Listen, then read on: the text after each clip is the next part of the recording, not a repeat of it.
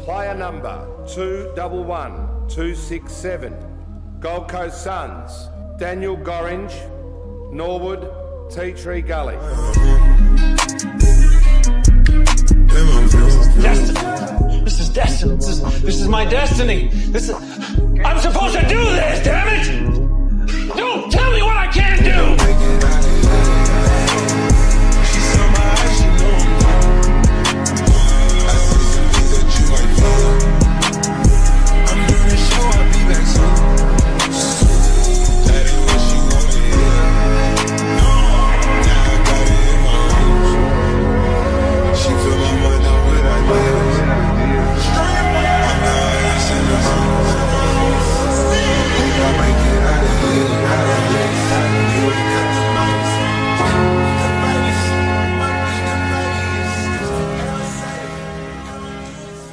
Hollywood is back. Feels good. It's showtime. They're back in town.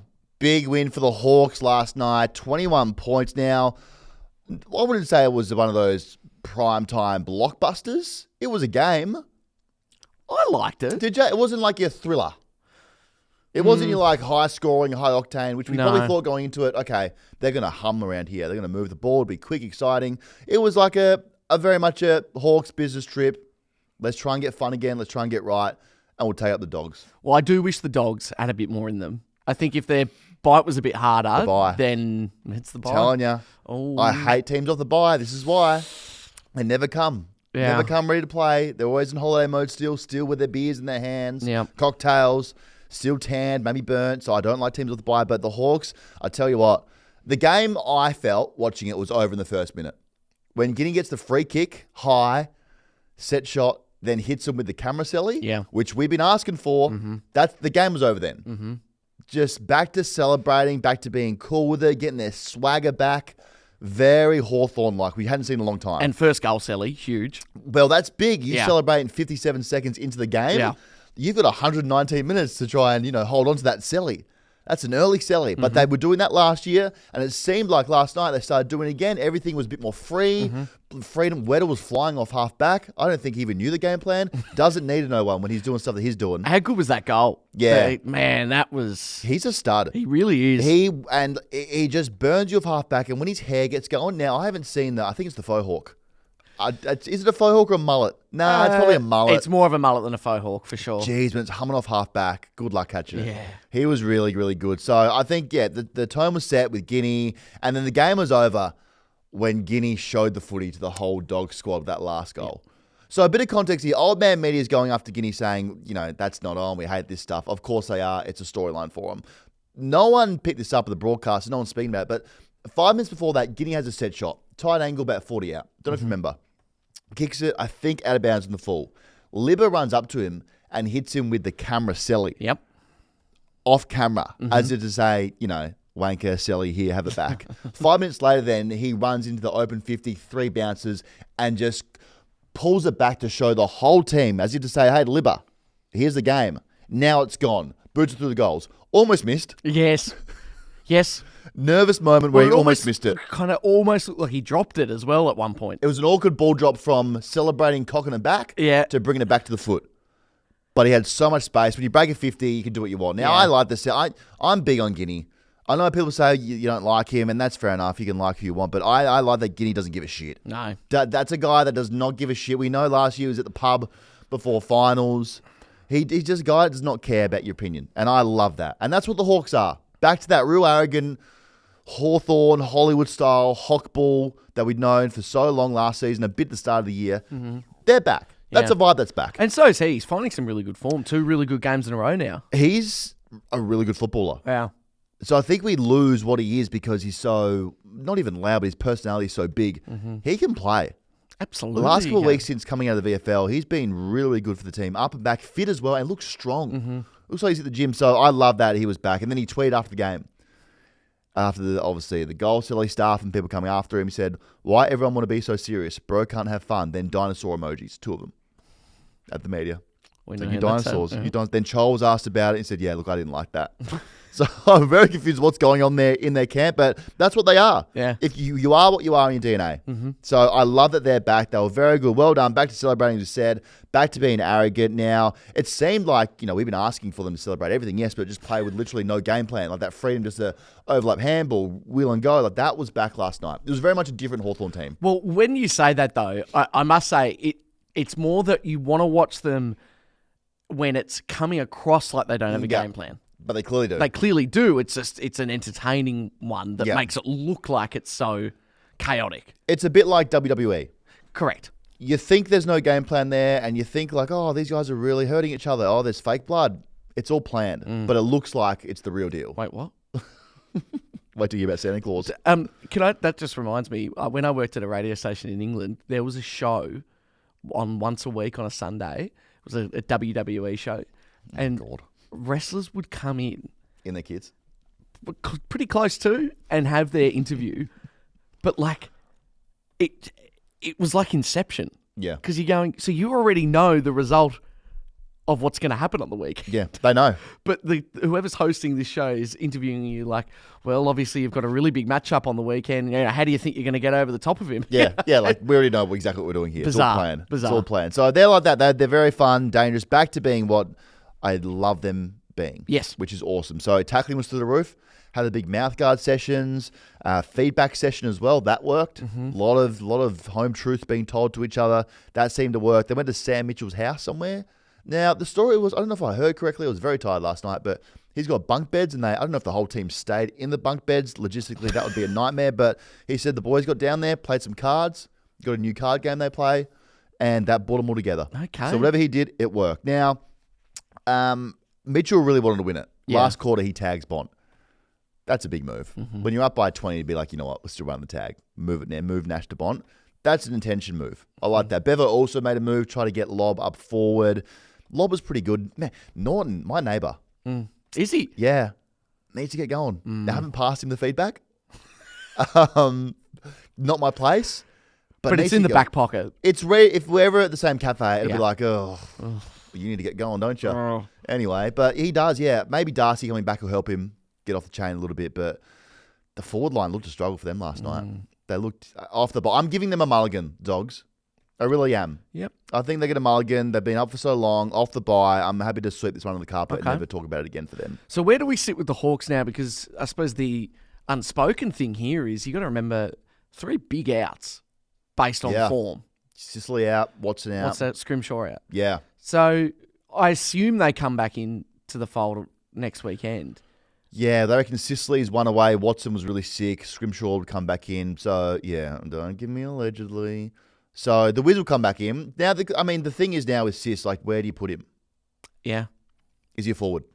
That's your captain too. So you're not going to play your captain. And he's not running around the twos. Reminds me of like a Callum Mills situation. Yeah, we just can't put him in. Like, I don't know where to put you right now. So I don't know. They looked really good. They looked back to, and maybe it's a case of Sis comes back and he just joins the whole chorus of like, we're back and we're fun again. So that could be a thing. But a few things I did notice immediately. Big Easy, Chol. One of my favourite players, oiled the arms up. I haven't seen the oiled arms in a long time. Now, I don't know if it's illegal. It's one of those things that definitely feels illegal, but it isn't illegal. I liked it. Looked good. It looked really good. But are we aesthetically pleasing? Are we happy that the boys can have the arms oiled up? Because that seems like an advantage. It's like wearing a glove. Well, if it's legal, it's legal, I suppose. For a defender, it'd be a defender's nightmare if you come out lubed up. That's an absolute nightmare. Well, they just need to fight fire with fire. I don't know, like oil themselves up. No, a defender just baby powder or something. Like, what's the opposite of oil? True. Yeah.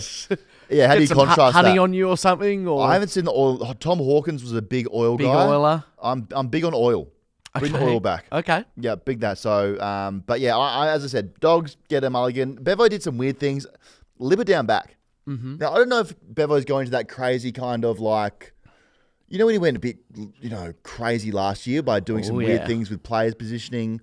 Libber down back for me was a little bit strange. Yeah. Don't know what that I mean, the was all guy's about. a ball magnet, realistically. Put him in the middle. Like 14 touches, not like let that guy do what he does best. He's a hunter. Yeah. Let him go and hunt. So I didn't like that. But I think, as I said, Hawks back, which is really good for the league. I know people are going to probably hate that they are back. That was the vibe I was getting. But I'm happy they're back. They're good for the league. And Sam Darcy back for the Dogs next week. So that's always, hopefully That's amazing. next week, which is, guy broke his knee in 3 places Wow. 6 weeks ago. Now he's back. So well on the Hawk, getting back into form, backing themselves all week to get things back on track. So well done, Hawks. Well done. Well done, Sam Mitchell, the boys. Big news. This is big, actually. EJ Whitten game. Yeah. It's back. Boy, did my phone light up Wow. yesterday. Tom Morris broke it with the scoop. Said for the first time since 2019, it's been 2019. Yeah. The EJ Whitten Does feel a Legends while. game is back this year. August 28th at Marvel Stadium is the date and venue, which has been communicated to potential players. Retired stars, digital influencers will take part. Finals being nutted out, but it will be called the 2025 Rural Prostate Cancer Legend. Okay, and that's a great cause, but I know what he's done there. Nutted out. Prostate. That's great. So this is big.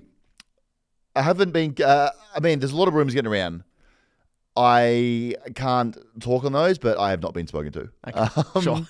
So there's that. So I can speak on it. Okay. So that's big. Retired stars and digital influencers. Well, that's kind of... realistically, it's the 2025 version of what it used to be, which was your Hamish and Andy's or Strawny or, more media personality types, I guess was the old word for it. Tell you what, I saw some comments being digital influencers 2025, bring it back to the old days. Like, hey guys, just everyone calm down. If you don't want to watch it, Yeah. don't watch it. It's fine. If it's not for you, it's not for you. If you're not on the TikTok and the Instagrams, hey, go listen to the SCN or go and have a conversation with the wall. Yeah. That's fine. Now, I'll tell you what. She's got my mind racing. Okay. I was going to sleep listening to Get the Get, Get the Get, Get the Get. I was like running over if I played what my highlight reel music would be. Are you ready if you could get a call up? I'm not being funny. I'm when I say I would go for the hardest 3-month preseason body transformation you have ever seen. Yep. You would not be prepared for what I would put myself through for this one chance. Would you get ACL surgery, Lars? No, but what I would do is probably seek out a fairly expensive physio that can kind of give me the right exercises to maybe build up the muscle around it. And a knee brace. A heavy knee brace. Everything possible Yeah. you've got. I would very much be going in under the assumption that this could be a career-ending, can't do anything ever again. Yep. But so worth it. Yeah. For that one chance to be. I'm in the same boat, mate. Like, if I get a call up here, I will go on a hard pre-season now. Yes. And I'll get in AFL form again, conditioning. Maybe I'll take steroids. I don't know. Who knows? I won't do that, but who knows? I will get myself in peak condition for this because, as we know, my career didn't probably go the way we all thought. I'm a top 10 pick. Supposed to put the Suns on my back. Did I do that? No. Got caught in the ankles. You put them on your ankles. I put them on my ankles and tripped over them. Yes. So that's how my career went. This is an opportunity in life, and you don't get many opportunities. What was it now? 2017 is my last game of football. So almost 10 years past an opportunity, another opportunity to right the wrongs of that really bad 26-game AFL career. This would be a moment where I have an absolute legacy game. I'll kick 15 on a TikToker. The TikTokies are coming to my jungle, my old office. You make memes, I'll put you on posters. Yeah. How's that sound? I'll go so hard. I'll be that guy that goes way too hard. So this is a legacy game for me, and I don't want to remind everyone, if you have been listening to the program for a long time, but remember what I did to South Africa as a nation? It's true. In the AIS? You're still banned from that country. So I'm not allowed to go back to South Africa. You're an international threat.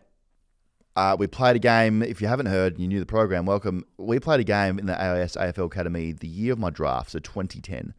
And we went on a business trip to South Africa. Now, as a 17-year-old, opportunity was knocking in South Africa. And you got up and you said, I'll go to the door. yeah, No, I'll who's get that? this, boys. Who's that? Opportunity. Hello, come in, sit down. Yeah, let's have a chat. Let's have a talk. I went to this game in Cape Town against 22 other South Africans that have never seen a football field. They hadn't even seen a ball. Had never done one skill session. Were they rugby players? I don't know where they got these players from. Some were quite big. Yeah. But when that ball bounced and I was in the middle of the ruckman, and I launched my knee into a 5'2" South African's head. and set the tone for 2 hours. And just stiff-arming these poor guys from South Africa, don't even know the rules, had 3, they had 40. And when I came off best on ground, got arrested. Said, listen, what you've done to us as a country, not on. We won't have this. So it's very much a Marvel Stadium is my South Africa. Yes. I'm ready to go back. The big question, if you got the chance, would you be Big V or All Stars? Because you've got links to both, technically. I do, yeah. Well, daughter is born here. Yeah. So that's my link here, and I've been here for a long time now. All And you've Stars played well. for one of the biggest clubs in Victoria or in the country. Yeah, good questions you're asking here. I listen. The Big V in the pool room would be cool. Yeah. I can't deny that. But I also got to take the shoes off and go, well, the roots go back to South Australia. So what do I do here? I'm an all-star. I'd ask for a half Guernsey. And I'm the floating player. Yeah. When I get the ball, you don't know which way I'm going. Sure. So that's right. But I'd take it very personally. If there was we've got some beef with people. I'd sort that out. I don't know if anyone's ever got a 12-week ban from a charity game. If there's some certain names out there, I'm going the MRO Monday. Yeah, it's coming. Yeah. It could be a life ban coming up with some names out there if they get out there. So I'm hopefully we get a call up, mate. Oh, yeah. Well, then where would I go? I mean, Tasmanian feels weird. You turn it back? You say, no, if it's Tassie, I don't want it. It's not Tassie, I don't want it. So it's exciting. It's cool. It's very cool. cool. It's good. And obviously, amongst all this, obviously a great cause here. Yeah, absolutely. So that's the main thing there. So let's see where it plays out and who gets the call up. And if we do, then we do. And I'm fully prepared, as you are, to turn it on and kick 15 or 20. Yes. For sure. Let's actually talk about your state. Yeah. Let's unpack what's going down there in Tassie. Unfortunately, happy to. Wow, man. This is getting really sad, and it's very political, which we try and stay out of. I'm not across it enough to talk about the political stuff. I can just surface level the facts and the process that have gone down already. So we're not going to go into parties unless it's really necessary to talk about which you know more about. Well, it's relevant in what I would say to that. There's a big difference between when we have shared our thoughts on the US political scene to just an in-house local Tasmanian. Like, this isn't like a... So I'm scared. Yeah, no, this is fine to talk about. Okay, last time we spoke about other politics, it's not... You took pitchforks to the studio and they were on fire. It was very much like we're at Bunnings getting the pitchforks ready. Yes, correct. So we can talk about this. So this just laid out. So they were granted a license by the AFL. This is Tassie. Under the conditions that Tassie government would come to the party and make sure that the stadium was built for $23,000 minimum. It was in Macquarie Point. And the big one here, which we've all said, why has it got a roof, had to be built with a roof. Those are the conditions. So I don't know who, I guess maybe someone in government accepts that to get over the line, or the Tassie team that are building that moment say, yep, we'll do that. We'll take it to government. I'm not sure how that works. Everyone's happy though. Everyone goes, this is awesome. Great. We're going to get a team. We'll make this work. Somehow we'll just make it work. Tassie then come out and announce themselves as the Devils. We have the whole Disney owns the Devils. How they get the team name. They sort that out. They become the Tassie Devils. 2028 is when they're coming in. They sell their $10 membership packs. They don't just sell them. They become the 6th highest membership-based club in the world. In the world. 207,000 members. So that's huge. They sell those. They absolutely fly. You and I are founding members of the club. Got some skin in the game. They had the big team branding unveiling. You go down there. Rumman gets a job. Looks like he's a crack addict sometimes, but he gets a job, so he's out there. Everyone's excited. The whole energy is really, really cool. The AFL, VFL, AFLW, VFLW teams starting to form and come together to make sure 2028, when we get there, all the infrastructure's there. Then the team start building their people. Brendan Gale, CEO. They go out and get some list managers. Derek Hine joins them, start scanning for their VFL season, and obviously trying to pick players off the AFL. So we're talking about this Tassie talent like Colin McKercher, Riley Sanders, some other Tassie talent. Who are they going to pick? Who's going to be the first $2 million player? Because they have a $1 million sign-on bonus, which the AFL has given them. So everything's moving. Then they start getting into how the stadium's going to be built. So started off as, got a quote, $755 million. Big, but not like out of the question. Then it balloons to almost $1 billion. Now people are concerned. So the government turns around and say, look, with that price and with what's going down here in Tassie, our economy, as you said, the healthcare, the schoolings, all the stuff that's happening down there in their economy, they're saying we just cannot do this. We're already going to be $10 billion in debt in the next 4 years.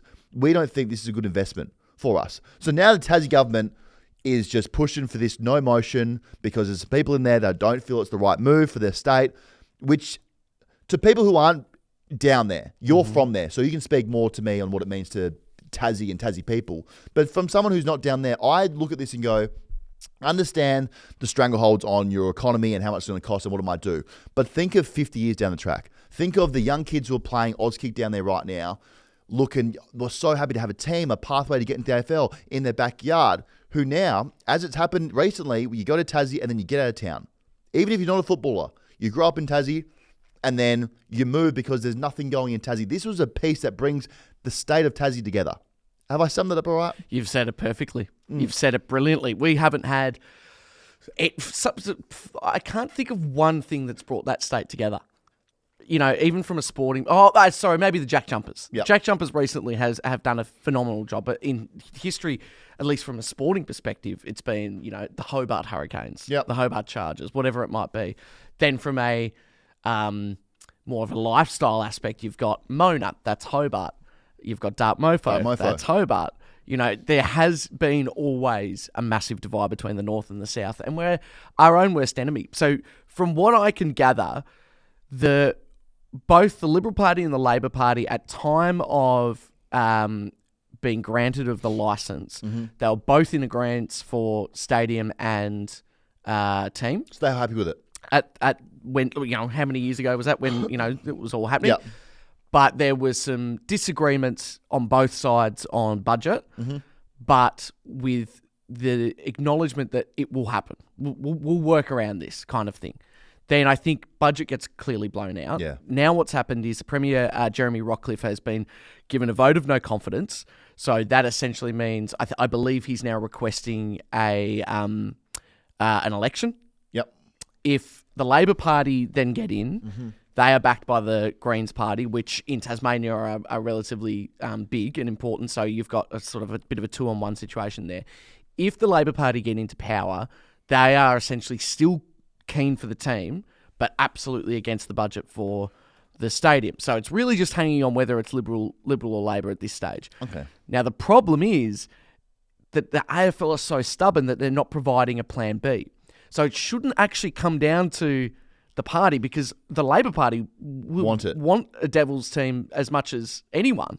It's just that they can't justify the spend. And it blows my mind that the AFL don't have the wriggle room. And so when you see like Kath McCann speaking at Ninja Stadium the other day, and she was quite emotional. We've got that. You can play it if you want. Yeah, and rightly so. She was just going, it's all down to this, because if the Liberal Party are out, that's it. Because the AFL aren't willing to kind of meet us halfway here. And I find it ridiculous. We are so close to creating something so brilliant, not just for Tasmania, but for the rest of the AFL. How fun, how brilliant will it be going down there for the weekend, especially now with Dark Mofo on this weekend? Well, they could have it there. Imagine that. Imagine a stadium with Dark Mofo. So I, as we said, it's just this whole thing of no budge from the AFL, the budget as well. There has to be, surely they get this over the line. Like, surely there has to be a way. Like, and maybe that's the thing that because we're so focused on, it's not a no. It's not a no. But maybe we're so focused on, they're not going to do it. They don't want to build it. Maybe it's just a case of, there is a way around this, but it's going to be a few extra years before we get to where we need to get to. So there's 2 stadiums there already they can play AFL football at. Mm-hmm.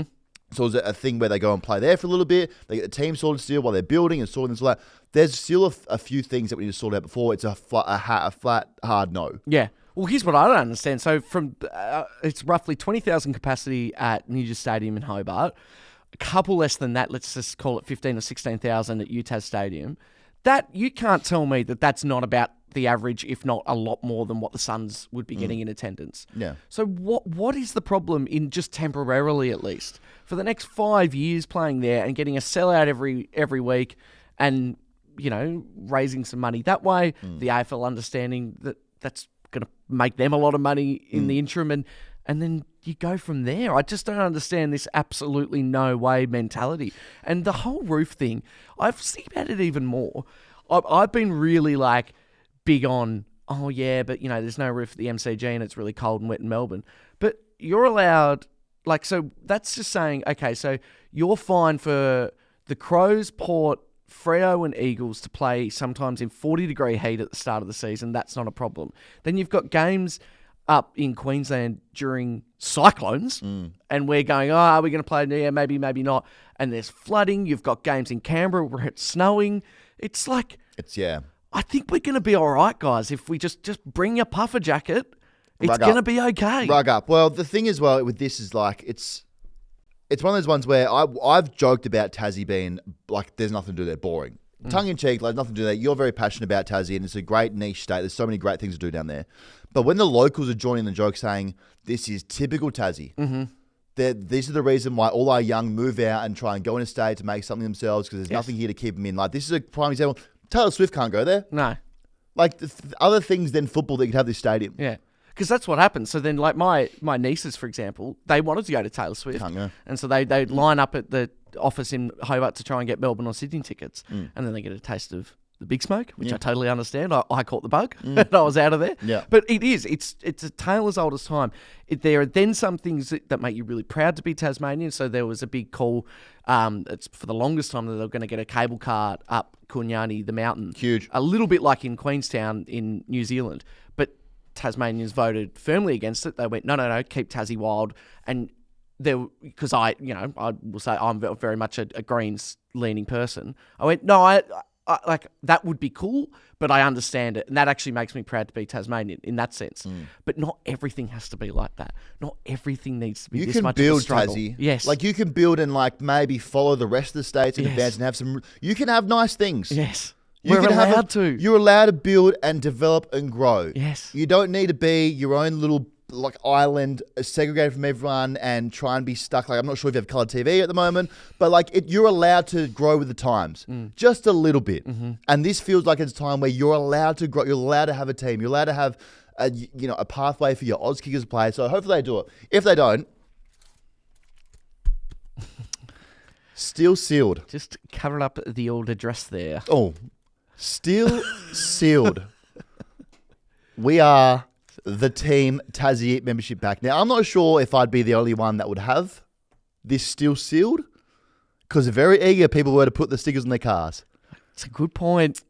So if they do, which I hope they doesn't eventuate, I'm starting the bidding at 3 million because that'll be history. And all the merch will be. You got Tassie merch. You're potentially going to save the team. yeah, I'll fund for the team. So let's hope. Let's go Tassie. Hopefully they do. We really want it. I think the general consensus is, everyone wants to see Tassie come to the league. It's disappointing we're here at this moment, but I'm very hopeful that it's just a hurdle they're jumping over and they'll find a way together, Tassie. Come together and get this over the line. It's what we're worst at and best at the exact same time. Well, let's go Tassie. Let's hopefully they sort this shit out and get it over the line because we need the Devils to come in. Before we wrap up, let's talk about the umpires. Happy to. They've had enough of everyone's shit, the media shit. So the 4 umpires involved in the Lockie Schultz incident 3 weeks ago where he got concussed, and everyone was like, this is a disaster. They haven't stopped the game. Laura Kane came out and said, no, the umpires didn't see it. Audio got leaked. They saw it. Then we had 3 statements, one saying Laura Kane said that the umpires had been informed and trained of the decision, and then that there was another one in the middle there, I'm not sure what it was about, I forgot, and then there was like a sort of an apology, sort of not. Anyway, we had 3 statements in a week. On that, obviously, all the programs in media and sports covered it. Not us. We wouldn't. Well, this is the funny thing. it. We haven't got a call from a lawyer, which is, for us, super surprising because I think we went pretty hard on them. Oh, no. I think it's like probably the right time to remind people that we've always supported the umpires. Yeah, I wouldn't go back. I wouldn't go back. Them. If you're guy we don't speak of's friend, I wouldn't go back. No, it's no point. Leave it. There's just a bunch of Harry Potter stuff in there. I would go back and delete that episode. Yeah, smart. Do you remember which one it was? I'm not sure, but cover the tracks because we're going to get sued here. Yeah. So anyway, a few other shows, including Kane, Corns, Luke Hodge, Daisy Thomas, whatever they're on. I'm not really sure. I generally don't know. But they said some things about how the umpires were lying and covering it up and all that. Now, I know a little bit about defamation. I know a little bit about lawsuits in the last 6 months, become very familiar with that kind of stuff. That's a big no-no. I mean, you go back to the golden rule, Dan, which is allegedly. Cover your boys, girls, cover yourself with allegedly. If you want to say something which you're not really sure, just give it a big old allegedly, front or back. Cover your tracks. So they didn't do that. So then the whole thing's been a shit show from start to finish. The umpires, AFL's 3 statements, the line, the audio leak, the rat in the AFL house that leaked it. Now, Kane Corns had to come out and make the first apology. So last night he said, in light of the additional statement, which made it clear that the allegations made by me on the show were false, I withdraw them. And that's a classic, you withdraw them or taking your suit down. Yes, we got you. Yeah, all eyes. You better make sure that whatever you own is not in your name. We got you by the corns. Yeah, we do. So that's where that's at. Pretty, umpires not fucking around. I mean, they cop a lot of shit. Game's gone, man. Game's gone. We got umpires suing everyone. Know your place kind of vibe, you think? Game's gone. Okay. Game's gone. When we got that stuff happening, game's gone. So, crazy. So now we wait for the 2 other apologies to hit. Dale Thomas and Luke Hodge. Mm-hmm. Crazy time to be alive. Oh, it's allegedly crazy, for sure. Allegedly, yeah. I think allegedly the umpires may have made a decision. But, sorry, that's just, oh my God, could be a lawyer. That's an unknown number. I'm not sure. Did you make sure to delete that episode right now? That will go down the flipper. But that's football done. That's Thursday night football done. We got a big game tonight. Huge game. Crows, Adelaide. Yes, obviously same team. In Brisbane, in Adelaide playing Brisbane. So this is a big game. This is, as I've said, legitness test for the Crows. Pissing down rain. Absolute torrential rain. Got to be moist. Got to be wet. Hate that word, moist. Mm-hmm. But you'll use it. Yuck. But got to be pouring rain here. So we've got the second v third in the ladder. Still feel good about the Crows in the wet. Yes. Still feel good about them in the city of churches. Heart the herald angels sing. Really feel good about what they're doing down there. So I'm still going to back them in tonight against the Brisbane Lions, but should be a good game. It'll be a great game. Be a great game. So tune in for that. Obviously a big weekend of football. A few teams on the bye. And as always, before we sign off, thanks for doing footy with us, guys. Oh, yeah. Thanks for being with us here on this crazy ride. Hopefully we get into the EJ Whitten game. We're not sure. We'll start maybe like a signing petition. Yeah. Probably not, but sounds nice. But enjoy your weekend. Enjoy your Friday. Whatever you're doing, stay safe, and we'll see you on Tuesday.